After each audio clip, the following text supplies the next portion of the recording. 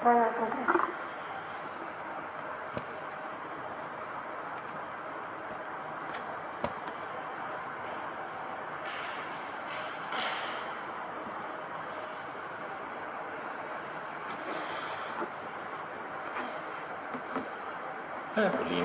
hallo.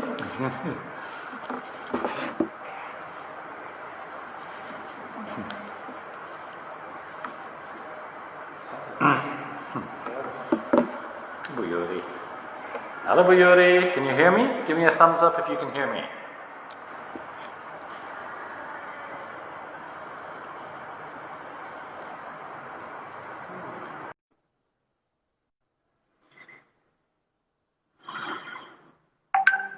Hello, Paulina.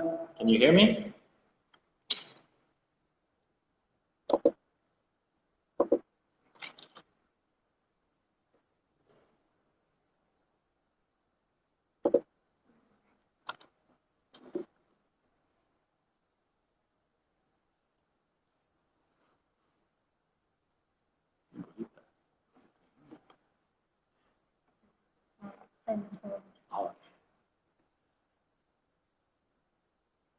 Okay, you can hear? That's good.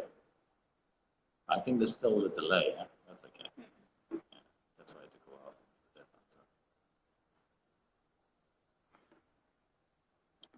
Okay, some people joining.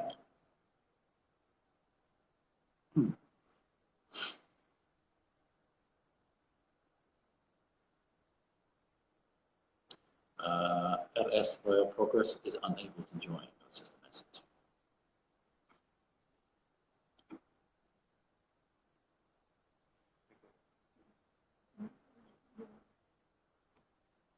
Chunky Monkey, Pokey Wokey. Welcome, Chunky Monkey.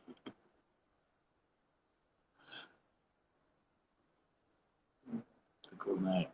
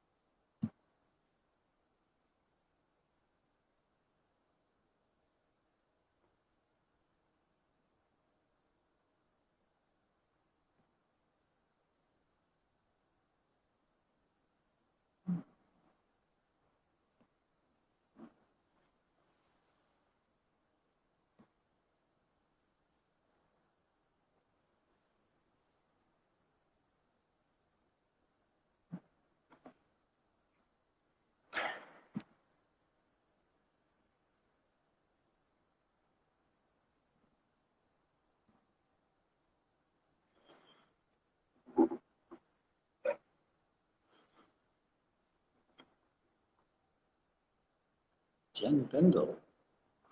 Hi, Jen.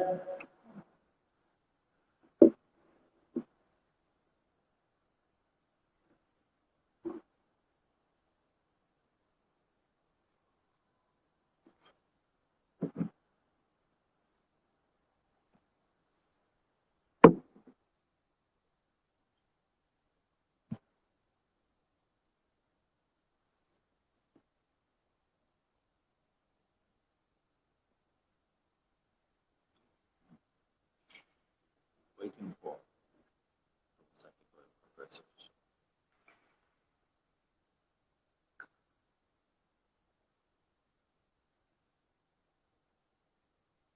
Still waiting for the other person.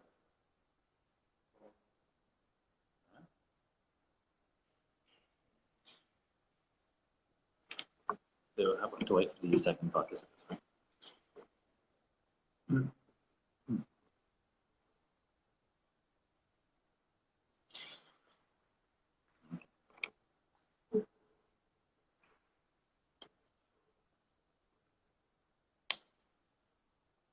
Hello, good afternoon to our NJIS followers. Firstly, just to make sure this thing is working, this is my first time ever going Instagram live. I don't really use Instagram very much. Please maybe give me a thumbs up if you can hear me. Can any of you? Hey, Bujustina, hi.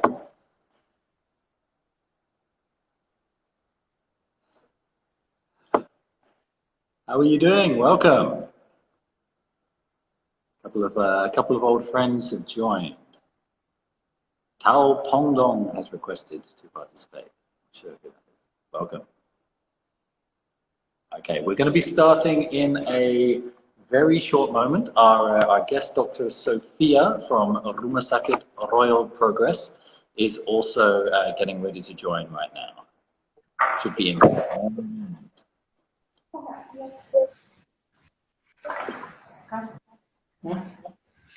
And there, I will be able to see her in a moment. There she is. Hi. Welcome. Hi. Hi, Mr. Gerald. How are you? I'm well. I'm well. How are you doing? Good, good, good. I'm good. You from Sundar today. Can you hear me clearly? Yes, I can hear you. Can you hear me? I would say your voice is kind of a 5 out of 10 right now. I can't really hear you super clearly. Not so good then. Yeah. Distance or the, I'm not sure.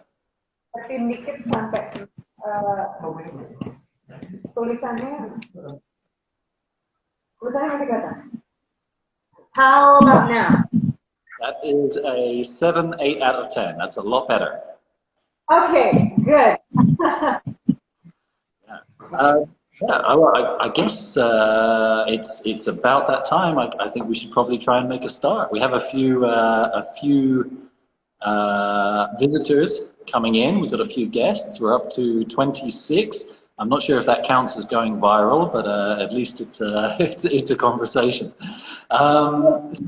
Yeah, I'd like to say, firstly, I'd like to thank all of our guests for coming here today and for coming on to our NJIS talk on Instagram Live. Today we have invited Dr. Sophia, who's a sport medicine doctor from Royal Progress Hospital. And Royal Progress Hospital here in North Jakarta, they are our medical partners as we try to sort of clarify our protocols and our plans for returning back to school eventually in a post-COVID world. So welcome, Dr. Sophia. Thank you, Mr. Gerald. Hi, everyone. Gerald has explained, I'm at Progress Hospital as the official medical partner for North Intercultural School in terms of the mitigating risk and preventing and making sure that the school environment is safe. All right. Yeah, a little bit quiet still, but I'm getting it just about right. I can just about hear you. Okay, so I'm a little bit reluctant in taking off. I'm guessing probably it's because of the face shield, but I'm a little bit reluctant in taking it off because I'm not alone in this room. And so let me try. That's a really good example of the kind of protocols that we're all creating right now, isn't it? You know, we have a school-wide company policy that no being in a room alone without a face mask. No being in a room with somebody else without a face mask. But if you're alone in a room, it's permitted, and yeah, all of these complicated new rules that we need to put in place in order to be able to survive and keep the school and keep the hospital in this. We practice what we preach. Absolutely. Practice, is that what you said? Practice what we preach. Yeah, exactly. Agreed. Yeah. So yeah, I'll briefly introduce myself. I think some of you are probably parents at NJIS, so you may already know who I am. But if any of you are guests who don't yet know me, my name is Gerald Donovan, and I am the head of school here at North Jakarta Intercultural School. I think, as you know, North Jakarta Intercultural School is a K-12 international school based in Kelapa Gading. We currently run the US curriculum, Common Core and AP, but we are in the process of a transition to become an international baccalaureate school, which is an exciting project for us right now. Maybe Dr. Sophia, if you wouldn't mind letting everyone know who you are, that would be great. Sorry, can you repeat that? you wouldn't mind introducing yourself as well, that would be wonderful. Okay. Hi everyone, welcome to our Instagram live session. I'm Dr. Sophia Hage. I represent Royal Progress Hospital, and we're the official medical partner for our intercultural school, and especially for the preparation for the new normal activities and mitigating risk, identification, and managing if there are any cases, and making sure that the school is safe for students, for teachers, and for everyone involved. Thank you very much. Thanks for that intro. I think before we start, there's one thing that I really want to clarify and make very clear.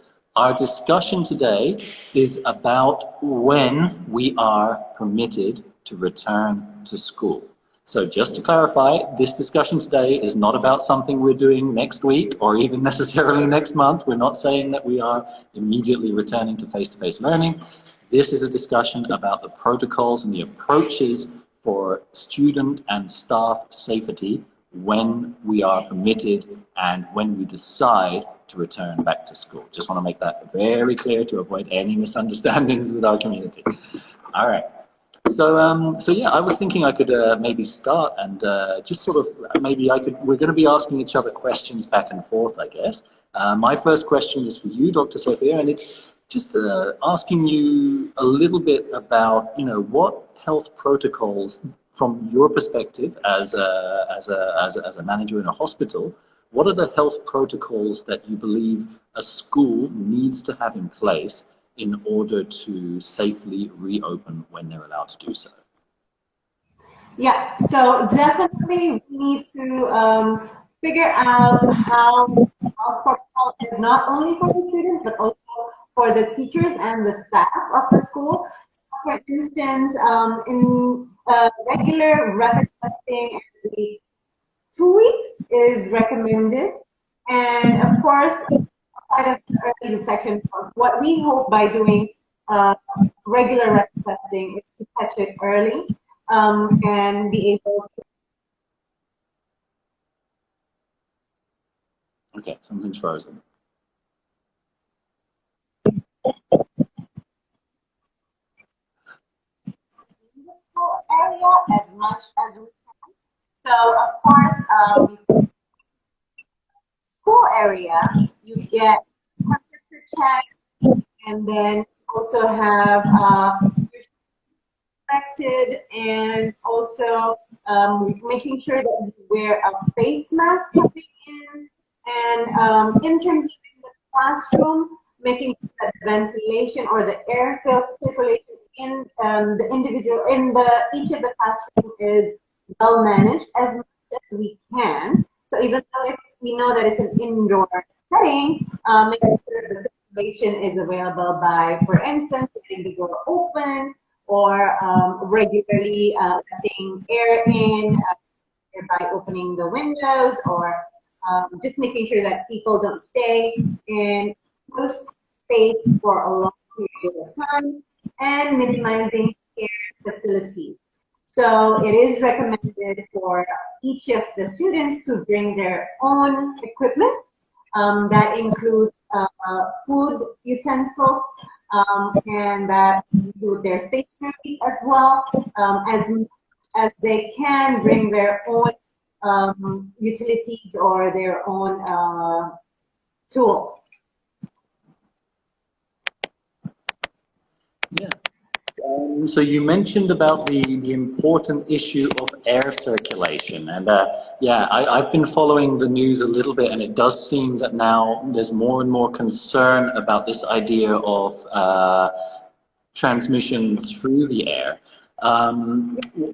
For buildings that have sort of more limited air circulation, what are the recommendations that you make, in terms of perhaps, because we've also been researching various types of air filtration systems, various ways of increasing the air circulation. What do you think are some of the most effective ways, as well as, of course, opening a window and having some fresh air? What are the other most effective ways to ensure cleanliness of the air, would you say? Outside of making sure that the circulation or the ventilation is available in the room, we can also consider using sterilization methods. For instance, UV lamps or using UV filters, air purification. That would definitely reduce the risk of having the virus in the room.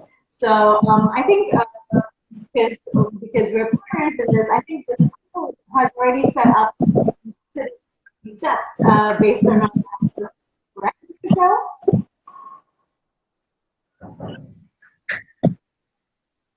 Okay. I lost you a little with the sound at the end, but I think I got the general gist. Okay. I was saying that where you lost it. I'll just repeat it. So in terms of outside, make sure that air circulation is available. We can also try to minimize this by place sterilization method, either in the air ventilation, which is probably using air conditioning routine. So putting UV light inside the room, making sure that it's sterilized regularly, usually during breaks and once daily minimum. And I think based on our last conversation, you are already considering and doing that we have. Isn't that correct, Mr. Joe? So sorry, I lost the last little bit there. You think based on our last conversation that the school NJIS is already considering that important step about air circulation and also the sterilization method in the classroom. Absolutely, yeah. So we're currently in the process of discussing with an engineering team about various types of air sterilization. One that seems to be attracting some interest is UV air sterilization, where the air itself is passed through UV light, but of course the UV light is never exposed to to people, because of course UV light itself can be quite hazardous when it's exposed to people, but when it's exposed to air, it can provide that extra layer of sterilization of the air. And of course, as you mentioned, ensuring that there's natural airflow, ensuring that the windows and doors are perhaps a little bit more opened up, which of course means the air conditioning has to be a little bit colder, because otherwise the kids are going to be sweating all day long, right? So there's a trade-off, and if you change one thing, you have to change other things as well. So it's an ongoing process. Yes, and in terms of the health protocols that are already in place, prepared by the school, maybe you can go over it a little bit and try to explain what the school has in terms of health protocols and sanitation. I'm really sorry, I'm having some technical problems with the sound from your end. Is my voice coming through clearly? Yes. Can you hear me? I can, but when you have like a longer stretch of speaking, it breaks up and I lose about 30%. So I'm losing the meaning just a teeny bit. Is it because of the connection? Sounds like a connection challenge, yeah, to be honest. Because it's not the volume. So my volume is okay. I know it's not great. Volume is okay. Volume's fine. It sounds like a connection problem, like it's breaking up, like flop, flop, flop, flop, like that. Just a bit. Okay. It's the connection. I was asking about protocols being implemented in the school.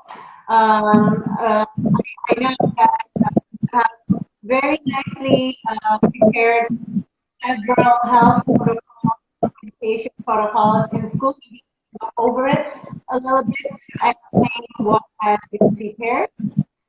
Yeah, absolutely.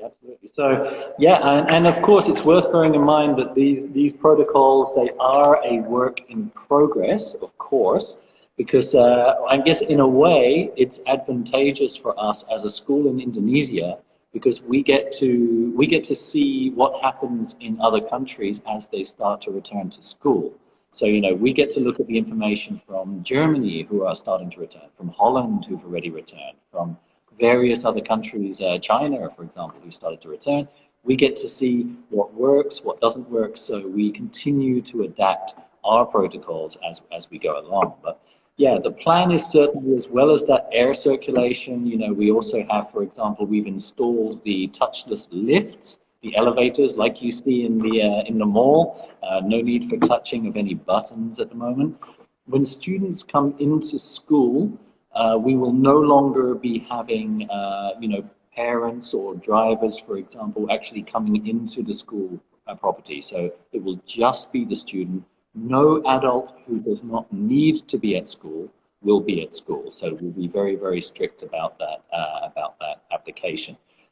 Meetings, you know, 99% of meetings can be conducted via Zoom, and that's absolutely fine. It's very rare for us to physically need to meet in person, and it's all about reducing the volume of especially of adults coming in and out of the school building unless they need to be there. Obviously, face masks are a must.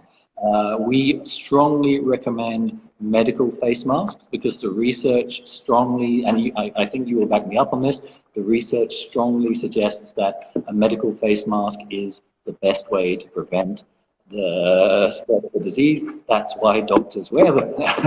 I know there's a lot of marketing out there saying, oh, this mask is better, this mask is better. If those masks were better, I'm pretty sure doctors would wear them, right? It's pretty straightforward. I'm validating that. Yes, so wearing a medical mask is definitely a better way to make sure that you're protecting others. So I totally agree. Medical mask is a good way to go. We will also recommend a turnover of 4 hours for these masks. So we will be recommending to students and also to parents and of course to our staff that they should be replacing the medical mask at least depending how long they're at school, 3 or 4 times a day. There should be a constant turnover because, you know, the efficacy of these things tends to reduce a little bit once you get down to the 4-hour mark, is my understanding. Of course, the automated hand wash stations will be present in every class.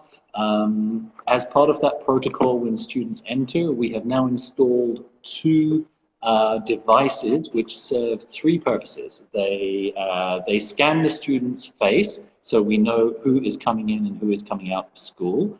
They also serve the purpose of checking the student's temperature, and they also serve the purpose of checking if the student is wearing a mask.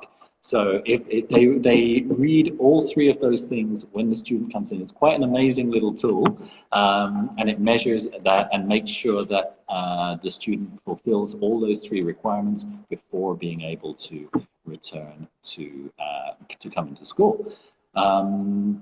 Yeah, I mean, those are sort of the main protocols. Within the classroom, we are also, because of, you know, what you've mentioned about that build-up of, you know, viral load if people are in the same area for a long time, we're going to be working transitions into the timetable where students can leave the class but not interact with other classes. So we don't want to have a lot of crossover between, for example, the grade 3 students and the grade 4 students. We want, at one time, the grade 3 students will come out of the classroom. There'll be another level of sterilization, cleaning, then they will go back in. Then the grade 4 students will be coming out, getting some fresh air. There'll be a sterilization of the class, then they'll be going back in. So it will be a rolling system whereby the students get get out and get into a different kind of air while the room is being re-sterilized throughout the day. So yeah, that sounds great.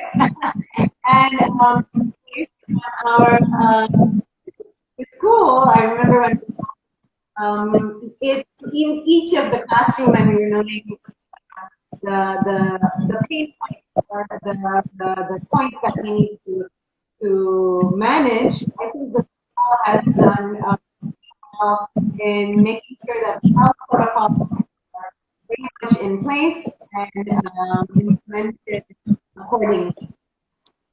Well, thank you, Doctor. And it's been great to have this level of support. It's been great to have a medical partner because at the end of the day, we are educators, we're not doctors. So we need that level of expertise from you. So I have a question, and I think this is an important one. It's about transportation because, you know, of course, you know, most of our families, of course, are sending their kids to school with a family driver, but of course sometimes there are situations where they might want to use either public transportation or perhaps, you know, GoCar, Grab, or one of these online services. What are your thoughts on students using those services, on families using those services, and the potential risk factors there? Yes. So we first must acknowledge that it is almost impossible to ensure that we're very to make sure that our risk is zero. I think what we can do is try to minimize the risk as much as we can. Try to adhere to the protocol as much as we can. That being said, yes, going into public transportation is an increased risk, but it's not difficult. As we know, there are weapons and ammunition in terms of health protocol that we can in place or that we can control in our daily life, which is sanitizing regularly and washing, using face masks as much as we can, avoid to touch the face and stuff like that. If we can make sure that the other health protocols are safe, I think even though we acknowledge there is by using the public transportation is and as much as we can when we are using this public transportation, be aware of the risk. For instance, do not step into a car where the driver is not wearing a mask. And for instance, if you do not safe even with the mask, you can pull down the window to make sure that the air circulation is not enclosed or it's not a closed air situation in the car. This is what I do. If I have to use public transportation, I try as much as I can to make sure that even though I'm going in with acknowledgement that this is an increased risk, I try to control what I can. And I think in that aspect, what we can do to minimize the possibility of infection. Yeah, I think that's a really good point, is the idea that yes, it is impossible for there to be zero risk in any segment of life. You know, even before COVID this was true, after COVID this is true. You know, there is no way to get through life without any degree of risk. So yeah, it is really about making sensible, calculated decisions to minimize that risk in your own life, and making sensible, calculated decisions to minimize that risk in a school as well. I'd just like to make a quick point. If anyone would like to add any direct questions to the chat, please feel very free to put a question in the comment, and we will try to answer as well as possible. And I think maybe we can explain a little bit what has been done for the teachers and the staff, what strategies or what protocols prepared for the school, and making sure the staff is also, the teachers are also healthy and controlling their safety in school, especially. I think I got the gist of that question. Sorry, the sound was still a little bit off, but yeah, we are working. So we're fortunate enough to have a full-time qualified nurse here on staff, and we have, of course, I think as I think any school should be right now, we have purchased a significant number of rapid tests. Our intention being to try to conduct the rapid tests on all student-facing staff on a 2-weekly basis, which I think was your recommendation as well. As mentioned, of course, protocols are coming in place for what happens when there is a case, or if there is a case, or when there is a case. And I think, much as I would like to sort of cross my fingers and hope that that never happens, I think we have to be realistic, which is that in any school, in any office, in any environment right now, it's almost certain that at some point somebody is going to test positive. So the protocols have to be in place. In our case, the protocol, because we're not a hospital, we're a school, we can shut down, return to virtual learning, and we will do so until everybody who has been exposed using contact tracing has tested negative.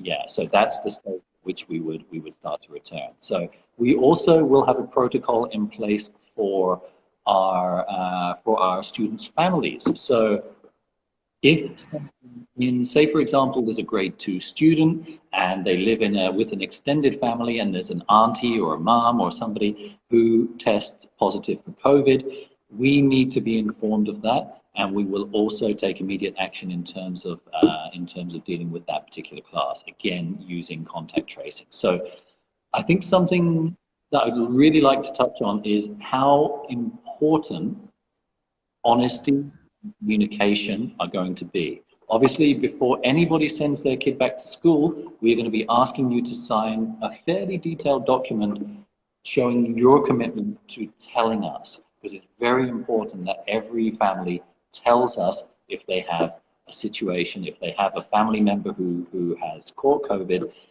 and that we can act accordingly. So there should never be, and I know that it's, what I'm seeing sometimes is that there's a little bit of stigma or embarrassment about reporting somebody has COVID. I think it's very important for everybody's safety that we just get rid of that stigma. We just need to talk about it. If somebody had COVID, tell us. It's very important so that we can apply accordingly. I'm sure you have similar policies in your hospital, right? Definitely. Transparency of information is definitely mandatory, so that we can act according to the situation.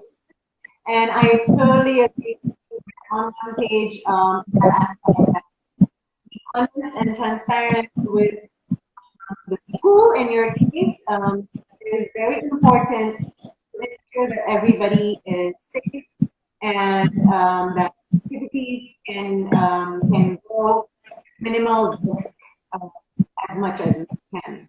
Yeah, so definitely the same page on that one. So I have a question, and this was something we talked a little bit about the last time we talked to each other. I was wondering, I mean, it's obviously a sad subject, but it's an important subject. I was wondering if you wouldn't mind talking a little bit about the maybe about the mortality rates for COVID at various age groups, and also maybe a little bit about the rumors and hoaxes and the the various things going around right now. Is there a bracelet that can keep me safe from COVID? All of these important questions.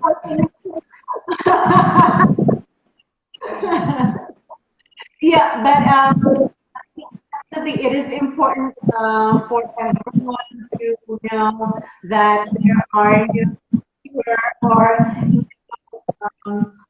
no shield right now, so there's no anti-COVID or whatever. And do not fall into the trap of providing your kids with bracelets and necklaces that are anti-COVID, because again, the safest way and the most precise way to do it is by wearing a face mask and doing the and physical distancing as rigorous as possible. And when talking about mortality rate. This is something that is important for everyone to know.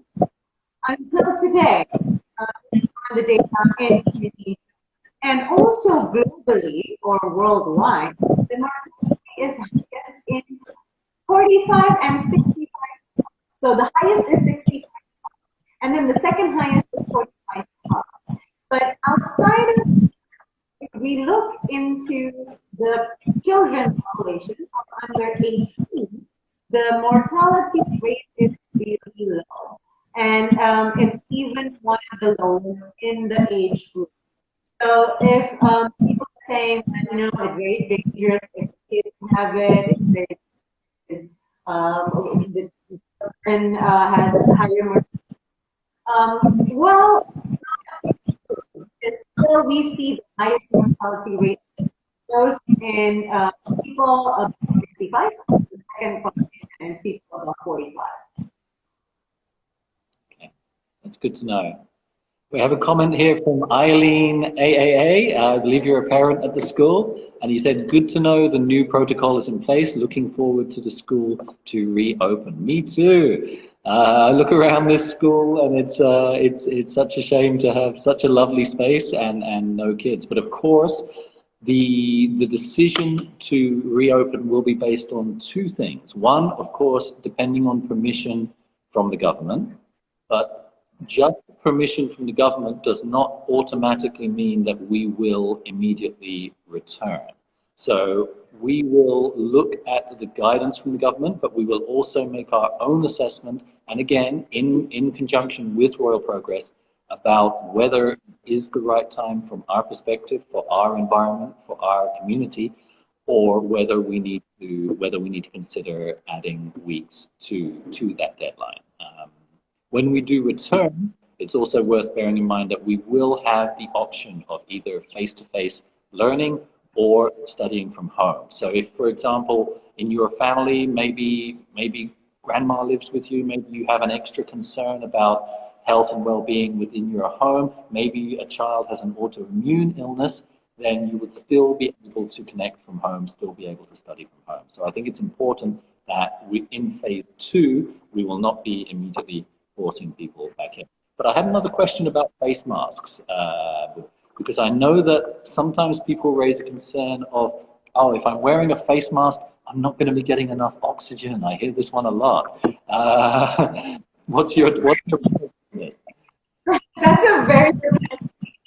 So, as we know, does reduce the circulation of oxygen, but it is important to know that it does not cause intoxication of carbon dioxide, because the way that our body works, that if we do daily activity, it is not an action that it requires high concentration of oxygen. So it is definitely that wearing a mask can induce carbon dioxide and if comfort mentioned that doctors actually will an N95, which is the highest grade, because it reduces the concentration of oxygen for 8 hours non-stop. And we offer surgeries. So this comfort and knowing that you will not be, and your kids will not be intoxicated with carbon dioxide by a mask, which is individual 3 clouds and 5. Okay, that's a relief. That's a relief. But yeah, it's an interesting situation, isn't it? Because everything is so new. So there, you know, it seems like a very ripe situation for lots of scare stories and lots of hoaxes to spread very quickly by social media. If as a parent, if somebody receives something by WhatsApp about COVID, or about a COVID cure or a medicine or something, what would you say is a good, reliable place to check before sharing? Wow, that's a tough question. Okay, Well, if it's regarding information that is being shared in a WhatsApp, definitely check with somebody that is or somebody that has a medical. So in this case, because Royal Progress is medical or North Dakota is medical, then you can definitely ask our Instagram account. That's or anybody has a medical background or in data or in medical science. Now, the second part is if you want to check on data in Indonesia specifically, there's a website, covid19.go.id. Right now is updated, and I even checked the data at covid19.go.id. So definitely do not pass on. That's also the be mindful of what we share because we don't want to propagate hoaxes and we do not want to definitely to be source of false information without us. Sometimes we do it out of intention, but then because we didn't trust the information, and it turns out that it's a hoax. So please be mindful, be aware of the information that you need before passing it on. Check with somebody, check with an expert, and third, try to find the data sources for that. I think that's a really good point, and keeping an eye, because sometimes these videos that pop up on YouTube, and it seems like it's a doctor who's giving the information, but not every doctor is necessarily. We need also to still verify. I think with, for example, a medical expert, with a hospital, with a practicing doctor that we know, rather than a YouTube doctor, shall we say? Yes. Definitely. Definitely discern expertise. And that is basically what we teach our kids. Again, practice what we teach. Yeah, information literacy. It's a very, very important skill. Yeah. Okay. Yeah, I mean, we'd very much, like to throw this open to the live audience here. If any of you guys do have any questions, anything else that you would like to know, we'll be more than happy to try at least to address those questions and to give you some answers. Do we have questions coming in? Questions coming through? Or maybe you've just answered everything so clearly and with so much clarity that no one needs to know anything else. Well, that's a good thing.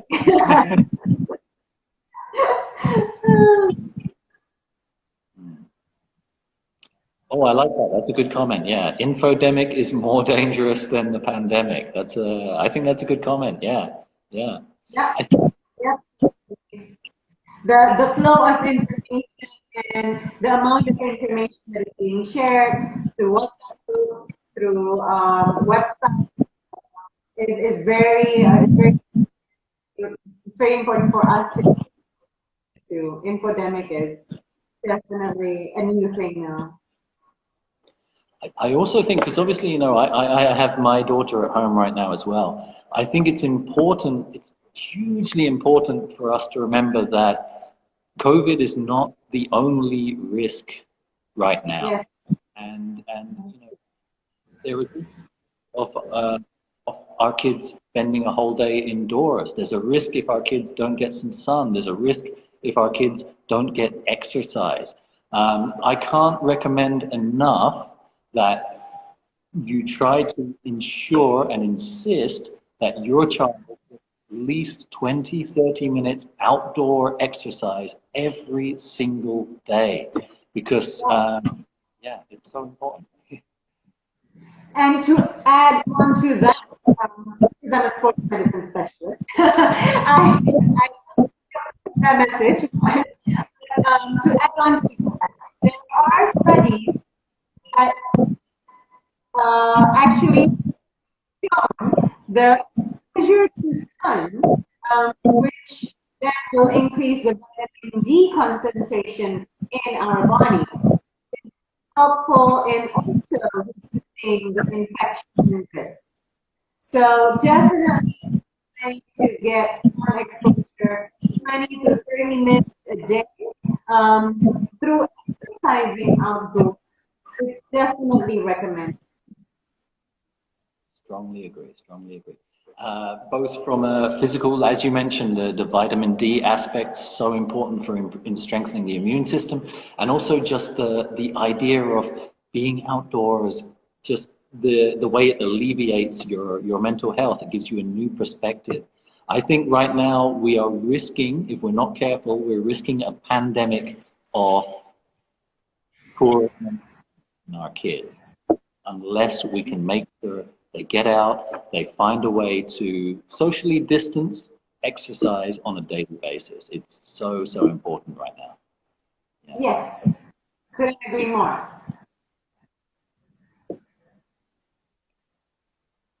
Any other questions or any other statements? I'm being told that we may be approaching our time. So do you maybe have a summary or anything else you'd like to add? I think we have covered the majority of concerns and discussions that we had. We also noted that there was so what the parents are asking are mandatory equipment or things that I should get my kids into school. Now, face masks and more than one.